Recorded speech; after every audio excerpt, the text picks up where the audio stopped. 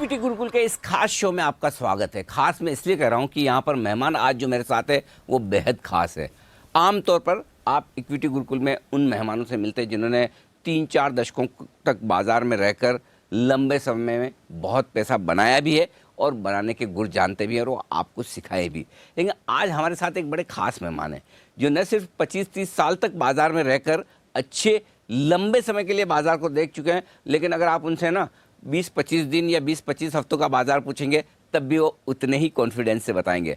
आप चाहे illiquid MNC share हों, बड़े लार्ज कैप शेयर हों, हज़ारों रुपए के दाम वाले शेयर हों, उनके बारे में पूछें या फिर 10-20 रुपए वाले स्मॉल और मिड कैप शेयरों के बारे में पूछें, उनकी पकड़ उतनी ही ज़बरदस्त है। और सबसे बड़ी बात, जब इक्विटी गुरुकुल आप जैसे रिटेल इन्वेस्टर्स के लिए है तो वो रिटेल इन्वेस्टर्स उनसे सबसे ज़्यादा अपने आप को ऐसा महसूस करेंगे कि बस ये है वो गुरु जो हमारे लिए बने हैं। जी हाँ, हमारे साथ कार्यक्रम में शामिल हो रहे हैं संजीव भसीन साहब, IIFL सिक्योरिटीज से। भसीन साहब, बहुत बहुत स्वागत है। और ये इक्विटी गुरुकुल, ये शो हमने शुरू इसीलिए किया है कि जो लोग बाज़ार में 25-30-40 साल बिता चुके हैं, जो कुछ सीखा है, ये आपकी एक तरह से CSR एक्टिविटी है सर। आपको वापस है ना देश को देना है। पहली चीज़ तो ये बताऊं कि ये आपकी 30 साल की जो यात्रा रही, इसमें सबसे बड़ी सीख बाजार से क्या मिली आपको? थैंक यू अनिल जी, आपने अपनी इस प्रोग्राम पे बुलाया और इतने आपके डिस्टिंग्विश गेस्ट्स हैं तो मैं उनके मुकाबले नहीं हूँ। लेकिन आपने सही कहा, हमारा मन और मस्तिष्क सब इन्वेस्टर के लिए है, रिटेल के लिए। तो देखिए 32 साल हो गए मुझे शेयर बाजार में और मैंने शुरुआत से ही शेयर बाजार करना था और कोई काम नहीं था। अच्छा, मैंने पहले ही सोच रखा था शेयर बाजार और आज भी वही है। तो ये इंटरेस्ट कैसे आया आपको शेयर बाजार? So it came from a family background और मेरे फादर ग्रैंडफादर सबका उसी तरफ रुझान था and I always wanted to do. मैं एकेडमिकली बहुत अच्छा था और मुझे नंबर्स की अच्छी थी और धीरे धीरे मैं इतने अच्छे इंस्टीट्यूशन से पढ़ के स्टॉक मार्केट में गया, जबकि वहाँ चिल्लाने का योग होता था, 12 से 2:30 ट्रेडिंग होती थी और वहाँ की जो नुआंसेस हैं वो सब सीखी और कई बारी अपने हाथ जलाए एज ए ट्रेडर या एज ए स्पेकुलेटर, जो आपको हर उम्र में आता है। तो नसीहत सबसे बड़ी ये है कि never mix your trading and investment pattern. अच्छा। और ट्रेडर को हमेशा अपने आप को हेज करके चलना चाहिए, जो मैं कई बारी कहता हूँ। हमने काफी बारी उसमें गलती खाई है, इसलिए बाल सफेद हैं और लेकिन the moral of the story है, अगर आपको 30-35 साल की जर्नी करनी है तो you always have to be in the market. ऐसा कुछ नहीं है कि आप, और बनने रहने के लिए आपको ये चेष्टा करनी है कि कभी आपको लीवरेज और बाकी जो मार्केट में ल्योर करने वाली चीज़ वो एक मॉडरेशन में हो। उस कारण से लॉन्गर टर्म वेल्थ जैसी कोई चीज़ नहीं है। अब ये प्लानिंग से नहीं होता अनिल जी, ये डिफॉल्ट से होता है। मैं उस पर आऊँगा, उससे पहले एक जो इंटरेस्टिंग चीज़ आपने कही, पहले अपने आप को पहचानिए। भसीन साहब कह रहे हैं आप इन्वेस्टर हैं या ट्रेडर? अगर आप ट्रेडर हैं तो ट्रेडिंग पोजीशन को इन्वेस्टमेंट में मत बदलिए, और अगर आप इन्वेस्टर हैं तो इन्वेस्टिंग पोजीशन में ट्रेड मत कीजिए। पहला गुरु मंत्र आपको ये मिला है। अब आप ये बोल रहे हैं कि जो दूसरी बात, डिफॉल्ट से पैसा बनता है, वो कैसे? डिफॉल्ट से इस कारण से कि अगर आप शेयर को लेके रखें और उसको रोज उस तरह से ट्रैक ना करें, अगर वो ब्लू चिप है और अपना मोमेंटम कर रहा है, आप में कन्विक्शन है, जैसे सबसे बड़े गुरु वॉरेन बफेट ने कहा यू बाय द बिजनेस। और अगर आपको प्रोस्पेक्ट लगते हैं, मैं शेयरली मार्केट कैप ट्रैक करता हूं और वो लगता है कि मार्केट कैप एक टाइम बहुत ग्रो करेगा, तो आप इंसेप्शन में कभी नहीं पकड़ सकेंगे। बट जब वो ग्रोथ पैटर्न पे आए, if you stay in the course then only you. आपको पता है जनरली इन्वेस्टर क्या करते हैं, विनर्स को बेच देते हैं और लूजर्स को रखते हैं और बाद में रिग्रेट करते हैं कि उसमें से। तो जैसे मैंने कई बारी आपके साथ टिप्पणी की है, हनीवेल की क्या स्टोरी थी या हैवेल्स की क्या स्टोरी थी, या कई ऐसे शेयर हैं जो हमने जिसमें निवेश किया और वो डिफॉल्ट से बनते रहे। मैं छोटा सा शेयर आपको बताता हूँ, जेके सीमेंट, जो आज जेके लक्ष्मी सीमेंट है, उसका नाम था स्ट्रॉ प्रोडक्ट्स। अच्छा। और वो 8 रुपए का भाव था और कोई पूछने वाला नहीं था, it was on the house. लेकिन स्ट्रॉ प्रोडक्ट्स का उसके बाद अमेलगमेशन हो गया, पेपर कंपनी से वो सीमेंट में आ गया और वो 8 रुपए का शेयर करते करते अगर आपने 25 साल रखा है तो उसका आज 4 टाइम्स मैंने स्प्लिट होके उसका भाव 2,500 रुपए हो चुका है। क्या बात है। तो 8 रुपए वाला 2,500। 8 रुपए वाला 2,500। तो आप सोच सकते हैं कि investment is all about patience. Default से जो ओनरशिप है वही है। 1000 कारण है मंदी के और नेगेटिविटी के, लेकिन एक ही कारण है पैसे बनाने का, ओनरशिप।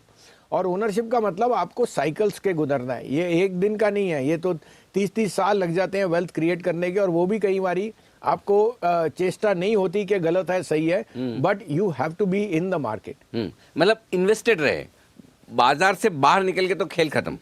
सर अगर आप इंडिया की स्टोरी को ये समझते हैं, मैं आपको पहले भी कहा, जैसे आपने कल आपसे मजाक में कहा कि 1983 में अगर आप मारुति लेने जाते तो 63,000 रुपए आपको लग रही थी, और आप सोचते रहते 63,000 कहाँ से गूं।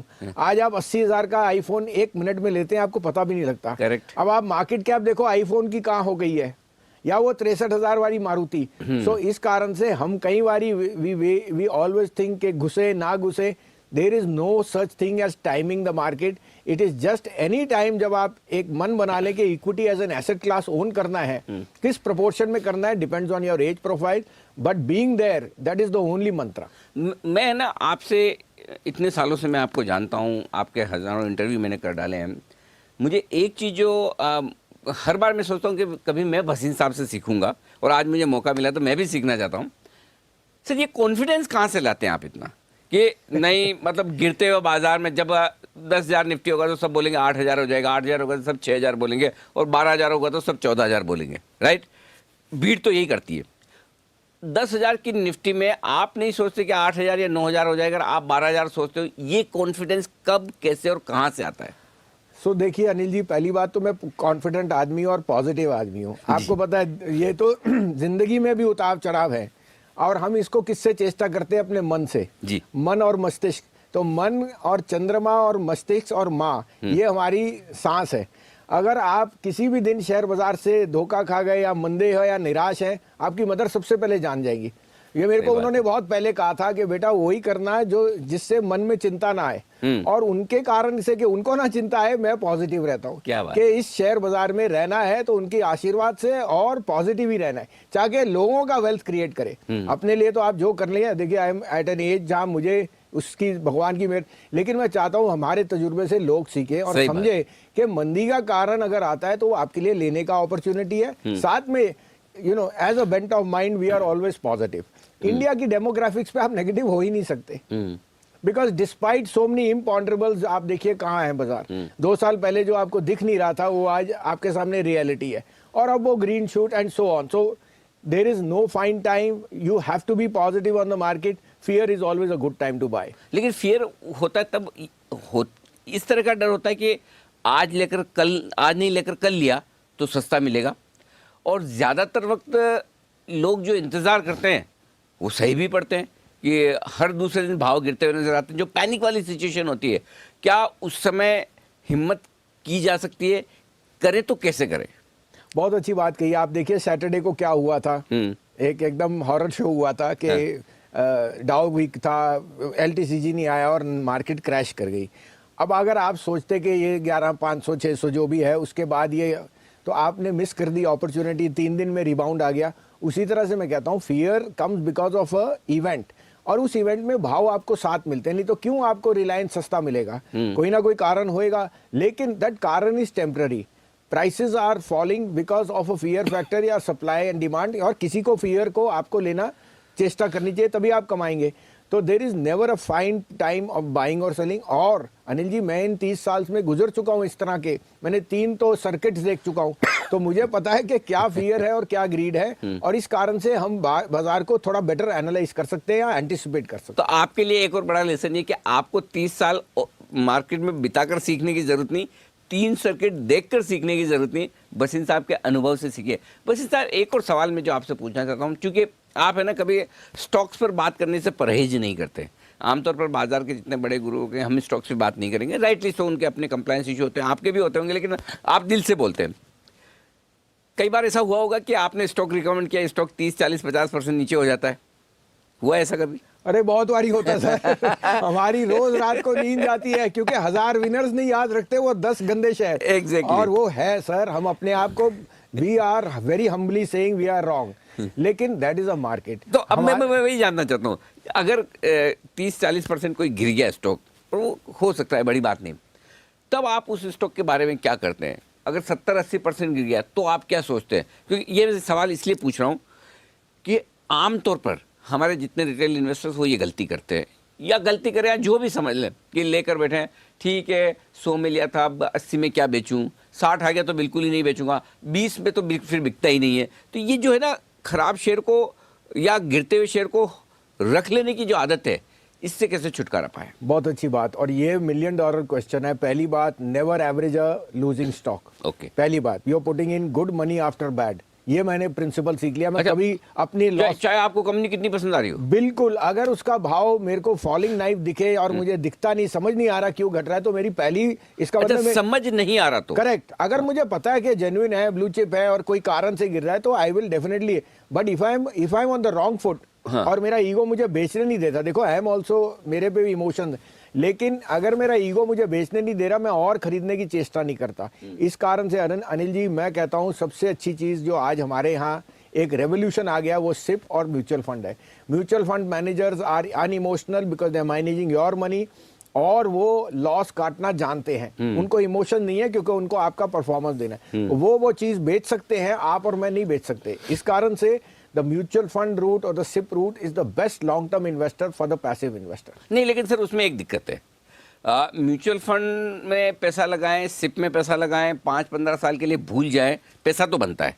ये तो प्रूवन ट्रैक रिकॉर्ड है। आप मतलब बहुत घटिया से घटिया इन्वेस्टर हैं तब भी बना लेंगे, लेकिन है ना उसमें एक तो 2 प्रॉब्लम है। एक तो मज़ा नहीं आता मार्केट में खेलने का, और दूसरा ये कि जो पैसा स्टॉक में डाल के कई कई गुना हो सकता है, म्यूचुअल फंड में एवरेज रिटर्न्स मिलेंगे, एवरेज से बेहतर रिटर्न मिलेंगे। तो जिनको बहुत ज़्यादा पैसे बनाने हैं और जिनको ये लगता है कि मुझे भी तो एक सेटिस्फेक्शन होना चाहिए कि देखिए मैंने खरीदा है, मैंने स्टॉक ढूंढा है, मैंने इसमें बना है, तो ये जो दोनों इमोशंस है, इनको कैसे कंट्रोल करना है? तो वो इमोशंस तो प्योर एंड सिंपल है। उसके लिए आपको अपनी बैलेंस शीट ठीक पढ़नी है, आपने अपना रोड चेक्स करने हैं, सी व्हाट द प्रोडक्ट। उसके लिए आपको मैं सिंपली बताऊं अनिल जी, मैंने अगर कोई मल्टी बैगर बनाया है, it has been from the grass root level, कोई बैलेंस शीट पढ़ के नहीं बनाया। तो उदाहरण के लिए, अगर आपने पेज इंडस्ट्री 750 रुपये पे में था जब मैं डॉइचे बैंक में, और प्लेसमेंट हुई, यही एनालिसिस कर दे कि जॉकी एज अ ब्रांड कितना उसका ब्रांड वैल्यू होएगा। और आज की डेट में आप अपने बच्चों को जानते हैं, उनकी जो स्पेंडिंग पैटर्न्स है पर्सनल कंजम्पशन पे आर मच अबव जो आप कभी और मैं कभी कर सकते थे। तो वो बताता है कि जो ब्रांड एक वायबल है या दिखती है, उसके अगेंस्ट तो कोई मुकाबला नहीं है। ऐसे ही आपको मैंने बोला कि सनसिल्क शैम्पू लेडीज 10-20 रुपए बढ़ने के लिए अपना चेंज नहीं करेंगे, पर्सनल कंजम्पशन है। तो कभी कभी आप कॉमन सेंस से बहुत पैसा कमा सकते हैं। Similar is the case of Maruti, जो हर घर की चाहत थी 1985-90, और जब उसका इशू आया 2003-4 में, सरकार ने 125 रुपए अपना शेयर बेचा। लेकिन जो जिसको ओन करना था वो शेयर, उसने वहां से 10,000 रुपए तक की जर्नी देखी। ऐसे अनगिनत एग्जाम्पल हैं। So actually you are right. अगर आप अपना रिसर्च करें और अपने डे टू डे यूजेज में देखें, क्या इंडिया की सबसे बड़ी पॉजिटिव क्या है, हमारी डेमोग्राफिक्स। एक तरफ से हमारे लिए प्रॉब्लम भी है पॉपुलेशन, एक तरफ से हमारे लिए ब्लेसिंग इन डिस्गाइज है कि हमें 125 करोड़ कंज्यूमर है सर। एग्जैक्टली, और 125 में से अब तो और होने वाले हैं जो आपके ये CA और RA ना। सो आई थिंक हाँ, ऑफिशियली इतने आदमी और अगर आ गए आके तो आपके बैंक अकाउंट और कंजम्पशन बिजनेस देखो ऑफिशियली कितना लेजिटिमेट हो जाएगा। And so I think the common sense will always make money for the end investor. बेचना कब है? खरीदने की राय देने वाले बहुत मिल जाएंगे, चाहे वो मीडिया चैनल्स पर मिले, अखबारों में मिले, ब्रोकरेज हाउस में मिले, फंड्स में मिले। बेचने की तो कोई बताता नहीं, तो आप कब बेचते हैं? Very good point. तो मैंने अपना जब इनिशियल कैपिटल था वो कम था, और पैसा तो मल्टीप्लाई होता नहीं, तो मैंने क्या सीखा कि जितना मेरा कैपिटल, अगर मेरे एक्सपेक्टेड रिटर्न मिल गए, मैंने अपनी असली लागत निकाल ली, और जो मेरा इनिशियल कैपिटल बना उसको एज स्टॉक ही रहने दिया, और वो over a period of time multiply. So the money is limited. उसको मैंने कितनी फास्ट रोटेट किया या रखेरा, प्रॉफिट्स को मैंने कभी लिक्विडेट नहीं किया, let it remain in the shape of stock, और वो टचवुड काफ़ी over a period of time बढ़ते गए। ऐसे आपको मैंने उदाहरण दिया हनीवेल का या हेवल्स का, या कोई भी ऐसे जो बहुत बड़े मल्टीबैगर्स बने। Take out your initial capital from your returns and let the return stay as stock. ऐसा सर, आपने कहा कि मैंने शुरू से सोचा था स्टॉक मार्केट में आऊँगा, राइट? आपका फैमिली बैकग्राउंड भी था और आपका इंटरेस्ट भी था। तो आपका इंटरेस्ट एक्चुअली, एक तो फैमिली बैकग्राउंड अपनी जगह हो गया कि चलो मेरे लिए सेट बिजनेस है, फादर भी यही कर रहे हैं, ग्रैंडफादर भी यही कर रहे हैं, तो मेरे लिए ज़्यादा दिमाग लगाने की ज़रूरत नहीं है, और मुझे DNA में भी मिल गया उनसे। लेकिन दूसरा कहीं ये था कि ये ऐसा बिजनेस है जहाँ अच्छा पैसा बनाया जा सकता है, ये तो दिमाग में रहा होगा। देखिए बिल्कुल, उस समय शेयर बाजार में जब आप ब्रोकरेज करते थे तो ब्रोकरेजेस वर अपसर्ट, 5% आप ब्रोकरेज चार्ज कर सकते थे, आपको भी पता है। रिंग के जमाने में एग्जैक्टली और उस समय आपको दिखा नहीं कि और कोई बिजनेस ऐसा सब्स्टिट्यूट हो सकता है। हाँ। तो इट वाज अ लिमिटेड तो फील्ड। अब यहाँ पे मेरा सवाल यही है, जो देखिए आज में सारे सवाल है ना जो हमारे इन्वेस्ट दर्शकों के मन में है वही पूछा हूँ कि भसीन साहब आज हमारे साथ में, तो जो वो सोचते हैं वो पूछा। अब हर आदमी जो स्टॉक मार्केट में आता है मैक्सिमम कोई 2-5% छोड़ दें, वो ये सोचता है कि देखिए ये ऐसी जगह है जहाँ मुझे कम मेहनत करनी पड़ेगी, थोड़ा पैसा लगाऊंगा ज़्यादा पैसा बन जाएगा दूसरों के मुकाबले में। ये बेसिक सोच है, थॉट प्रोसेस यही है।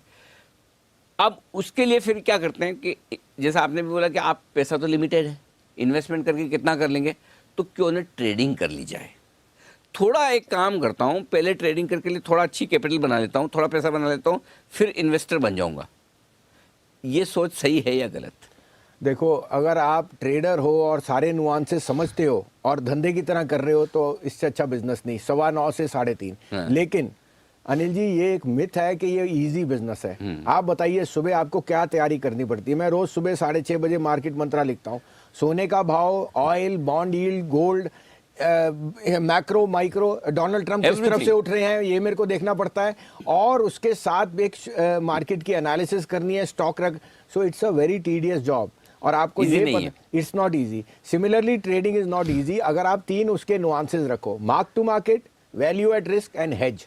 ये तीनों को अगर आप कंट्रोल कर सको कि आपका हेज क्या है। वापस बताएं तीनों चीज। मार्क टू मार्केट मतलब आपका लॉस कितना आ रहा है वो आपका लिमिट, अगर आप वो कंट्रोल कर ले, क्योंकि आपको पता है डेरिवेटिव्स में रोज सेटलमेंट होती है, राइट। और अगर आपका मार्क टू मार्केट ज्यादा हो गया फिर आप वापस नहीं आ सकते। तो मार्क टू मार्केट को कंट्रोल करना अहम बात नंबर है। 1 वैल्यू एट रिस्क, एक कॉन्ट्रैक्ट 5 से 7 लाख का है, अगर मैं 50,000 कमा सकता हूँ तो 50,000 गवा सकता हूँ, उसको कैसे कंट्रोल कर। और थर्ड, हेज, अगर मेरे पास लॉन्ग है 10 लाख के तो मेरे पे शॉर्ट है या नहीं है, क्योंकि कल को रात को क्या होता है मुझे नहीं पता, उसको मैं बर्दाश्त कर सकता हूँ या नहीं। अच्छा, आप शॉर्ट भी करते हैं? बिल्कुल मार्केट में जब मौके मिलते हैं हेज करने के लिए तो आपको करना ही पड़ेगा, नहीं तो आप लास्ट नहीं करोगे। The volatility in the market will always see your stop losses are. आज नई बात मुझे आपके बारे में पता चली कि हेजिंग के लिए भले ऐसे शॉर्ट ना करते हो लेकिन हेजिंग के लिए आपको हेज करना है अनिल जी, नहीं तो आप कभी कमा के रख सके नहीं। आपका एक तरफ से मार्केट नहीं चलती, दोनों तरफ मार्केट में। क्या ये ऐसा पॉसिबल है कि ट्रेडिंग करके थोड़ी कैपिटल बना ली जाए और उसके बाद इन्वेस्टमेंट करें, या फिर एक बार अगर ट्रेडिंग करके थोड़ी कैपिटल, पहली बात तो ज़्यादा लोगों की बनती नहीं, उल्टा जाने के चांस ज़्यादा है, और अगर बन गई तो फिर वो लालच जाएगा नहीं, फिर सोचेगा कि फिर क्यों अब इन्वेस्टमेंट करूँ, ट्रेडिंग ही करते रहूँ, यहाँ पैसा बन रहा है। बिल्कुल, तो वो एक देखिए एक एड्रेनलिन रश है। जब आपको वो दिखता है शेयर बाजार उतराव चढ़ाव, वो आपके सिस्टम में आ जाता है। हाँ। अगर आप वो टॉलरेट कर सकते हो, आपकी हेल्थ को हानि नहीं है, साथ में आप में डिसिप्लिन है, क्योंकि आपको पता है पैसा लिमिटेड है और आप हमेशा डाउट करोगे, लेकिन जब आपके स्टॉप लॉस या आपकी जेब कम हो गई तो आपको पता है कि you are in the wrong place. तो यू मस्ट बी, आपकी जो आपकी तृष्णा है वो एक तरह से it should be very very disciplined and you must be aware the market can be very cruel. तो the trader has to be aware, और साथ में मार्केट साइकोलॉजी समझनी चाहिए। Don't catch falling knife, sell weakness, buy strength, ये old adages हैं। आप उसको फॉलो कर सकते हैं तो मुश्किल है। 50 वाला जेपी जब 40, 30, 20 हुआ, सबने लेने की चेष्टा की, जिसने बेच दिया, जिसको मंदी करनी आती है वो ट्रेडर है। जो सिर्फ तेजी करे वो ट्रेडर लास्ट नहीं करेगा, क्योंकि एक तरफ का बाजार नहीं चलता। जब वीकनेस है उसको पहले बेचना है। तो जैसे मैंने कहा, it has to be with your temperament, with your conviction and with your discipline. अब मैं एक चीज जानना चाहता हूँ, कोई शेयर भसीन साहब के पोर्टफोलियो में आएगा, खरीदा जाएगा, ये कब और कैसे होता है? भसीन साहब किसी शेयर को कब खरीदते हैं? वो खरीदने के पहले क्या देखते हैं? तो देखिए, पहली बात तो ये है कि एज एन एनालिस्ट या एज ए एडवाइजर जो हम करते हैं, मैं अपने पर्सनल पोर्टफोलियो में ट्रेड नहीं करता, बिल्कुल भी नहीं। जो मेरे पे पुराने पोर्टफोलियो है वो इन्वेस्टमेंट है। और आज जो हम इन्वेस्टमेंट की चेष्टा करते हैं वो एक मार्केट की डायनामिक्स के साथ है। अब आपने देखा ही है 2 साल से market has been very very unkind to mid caps, और अगर आपने 2017 से मिड कैप लिए हैं तो आपके लिए तो 12,000 का लेवल इज डिसेप्टिव, मतलब ही नहीं आपको। तो हम यही चेष्टा कर रहे हैं कि अब मार्केट बदलने वाली है। ट्रेंड हमारे हिसाब से second half of 2020 can be very good. इस कारण से we are seeing sector stocks जहाँ पे मिड कैप में एक्सट्रीम वैल्यू है और जहाँ हमें मैनेजमेंट्स और उनके बिजनेस प्रोफाइल पे बहुत भरोसा है। So we are looking for those as a trend जिसको हम आउटलाइट कर रहे हैं। हमने अभी रिसेंटली पोर्टफोलियो बनाया था that is out perform the Nifty, it has out perform the mid cap. नहीं सर, एक तरीका तो ये है कि जैसे आपने पोर्टफोलियो बनाया है, आपने देखा कि भाई ये 10, 20, 25 स्टॉक ऐसे हैं लाइफ टाइम हाई में इतना गए थे, अपने अच्छे समय में इतना बढ़े हैं, अब 40%, 50%, 60% नीचे मिल रहे हैं, मैनेजमेंट ठीक है, कंपनी ठीक है, बैलेंस शीट ठीक है, ले लें। एक तो वो तरीका जो आप बता रहे हैं कि भाई उसका पोर्टफोलियो बनाए। दूसरा, पहली बार जब कोई शेयर आप खरीद रहे हैं, वो क्या सोच कर लेते हैं, उस शेयर में क्या क्या, उस कंपनी में क्या क्या देखते हैं आप? नहीं तो उसी से मैंने आपको बताया कि हैवेल्स में मैं यूटीआई के लिए ब्रोकिंग करता था और बॉम्बे में था 99, और जीआईसी म्यूचुअल फंड के बाद हैवेल्स का बहुत बड़ा लॉट था। उन्होंने कहा संजीव दिल्ली की कंपनियां हैं, इसको बेच दीजिए। 15 रुपए का भाव था। मैं मिल के आया मिस्टर कीमत राय गुप्ता जो अंडर हिल रोड में रहते हैं, जो 2-2 हजार गज के प्लॉट हैं, अगर आप कभी आप जाएं यूनिवर्सिटी। और उन्होंने, उनकी बिजनेस का प्रोफाइल वाज वंडरफुल, बट वो एक बहुत टाइट फिस्टेड आदमी थे, खर्चा नहीं करते, मार्केटिंग नहीं थी, लोगों को पता नहीं। उससे उनके लड़के को मिला जो यंग था और उन्होंने अपनी विजन बताई, तो वहां से मुझे हैवेल्स पे बहुत बुलिश होना। मैंने कहा इलेक्ट्रिकल्स में इस जैसी मार्केट में इनका तो नाम ही नहीं पता और इनका मार्केट शेयर देखो कितना है। So underlying asset, business profile and market cap, ये तीनों चीजें आपको बताएंगी। वहां से हैवेल्स की मार्केट कैप 100 करोड़ भी नहीं थी और आज 40,000 करोड़ हो गई इन द लास्ट 22 ईयर्स। तो आप सोच सकते हैं पोटेंशियल कितना है। अगर आपको इनिशियली एक अंडर वैल्यूड मार्केट कैप के ऊपर जो स्टॉक मिल जाए जहां business profile is ट्रेमेंडस, it's like a joule in the crown. ऐसी और कोई एक आध स्टोरी ऐसी भसीन साहब जो बताना चाहे, क्योंकि जनरली ना दर्शक उससे ज़्यादा रिलेट करते हैं कि आपने कोई और ऐसा मल्टी बैगर शेयर जो कई गुना हो गया, वो कब कैसे खरीदार, किस तरह से आप उसमें बने रहे? तो आपको हनीवेल के बारे में मैंने बताया ही है। मेरे एक अंकल थे जो उस समय टाटा स्टील के लिए इंजीनियरिंग करते थे और उन्होंने कहा टाटा हनीवेल, उन्होंने मेरे को बेसिक समझाया कि हनीवेल कितना ग्लोबल प्लेयर है। Tata Honeywell is a 51-49 between, Tatas के पास 51 था और एक ग्रीन फील्ड प्रोजेक्ट था। तो वो उस समय 51 रुपये का था, लेकिन मैंने पोटेंशियल देखा डिजिटलाइजेशन का इंडिया में और कुछ ऐसा सोच नहीं थी। उसके बाद उसका भाव मेरे पे 5 पे 3 राइट आया और 1650 शेयर हुए। 10 साल में अनिल जी उसका भाव 750 हो गया, जिसके मैंने ज़मीन की, और आज उसका भाव 34,000 रुपये है। तो आप सोच सकते हैं, और अभी भी मैं कहता हूँ दुगना हो जाएगा, क्योंकि हनीवेल इज़ अ डाउ component, it is in the top 100 most favoured companies. और आप देख ही रहे हैं आपका एक्सपेंशन डिजिटलाइजेशन का कैसे है। अच्छा, आपसे मेरा कंफर्ट बहुत है, इसलिए मैं आपसे कुछ भी और खुल के पूछ भी सकता हूँ। कोई ऐसा एक आध एक्सीडेंट, ऐसा स्टॉक जो आपको लगा कि मैंने ये सोच के खरीदा था और बहुत खराब हो गया, उससे आपने जो सीखा हो? मेरा आइडिया स्टॉक जानने से ज़्यादा आपने क्या सीखा वो जानने में। तो बहुत अच्छी बात है। देखिए एनबीसीसी मैंने शुरू में जब पकड़ा था तो वो बहुत मल्टी बैगर बना जी, लेकिन हमने परसिस्ट किया। I am not sold that. NBCC जो मैंने लिया 200 रुपये में, उसके बाद इट वेंट अप 5 टाइम्स और आज भी वो लेकिन लास्ट 2 साल में गवर्नमेंट मशीनरी के स्लो डाउन से, change of managements, even though the underlying business good, कुछ अटकलियां लगी supreme court, it is seeing a huge underperformance. I own the stock, it is in our portfolios, but our moral is high that in the next 2 years this could be a huge turnaround because underlying assets चल रहे हैं। ऐसी कोई government machinery नहीं जहां वो नहीं कर रहा काम और डेट फ्री है, बट एक मैनेजमेंट। ये अंडरलाइंग भी आ गया कि सरकार के साथ आप लड़ नहीं सकते। जब सरकारी कंपनीज में कोई वली वारिस नहीं है तो ऐसा हाल हो सकता है। You have to be prepared, however the value will always remain. बिल्कुल। तो बसीन साहब, वाकई में ऐसा पता नहीं चला कि ये शो कब खत्म होने आया, और आपके इतने 35 सालों के अनुभव से मुझे और हमारे दर्शकों को आज बहुत फ़ायदा हुआ होगा, ये मैं उम्मीद करता हूँ। बहुत बहुत शुक्रिया आपका इक्विटी गुरुकुल में हमारा साथ देने के लिए। थैंक यू, धन्यवाद। तो सुना आपने बसीन साहब को पूरे अपने रियल लाइफ अनुभवों के साथ में किस तरह से आप भी अपना एक बेहतरीन पोर्टफोलियो बना सकते हैं। क्वालिटी के साथ रहें, लॉन्ग टर्म के लिए पैसा लगाएं और निश्चिंत रहें। इक्विटी गुरुकुल में आज के लिए इतना ही। नमस्कार।